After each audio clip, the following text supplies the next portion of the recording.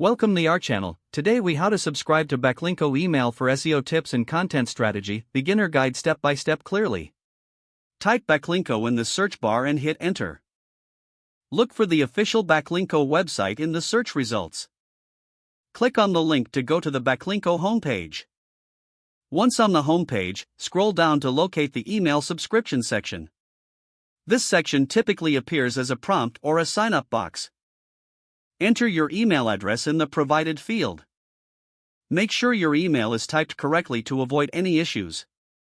Check for any additional fields, such as your name, if required. Review the privacy notice, if available, to understand how your information will be used. After submitting, check your email inbox for a confirmation message. Open the email and follow the instructions provided to complete your subscription. You may need to click a confirmation link within the email to verify your address. Once confirmed, you will start receiving regular emails with SEO tips and content strategies. Enjoy the valuable insights and resources from Backlinko in your inbox. If the page does not load, refresh the browser or try again in a private or incognito window. Make sure you are using the correct email address, then retype it carefully to avoid small typos. If your password is not accepted, use the reset option and create a new strong password you can remember. Check your spam folder for verification or security emails, then complete any requested confirmation steps. Enable two-factor authentication if available to improve account security and reduce unauthorized access risk.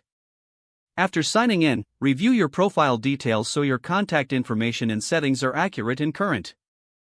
If you see an error message, note it down and try again after restarting your device and internet connection.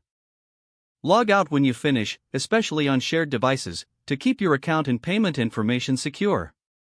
If the page does not load, refresh the browser or try again in a private or incognito window. Make sure you are using the correct email address, then retype it carefully to avoid small typos.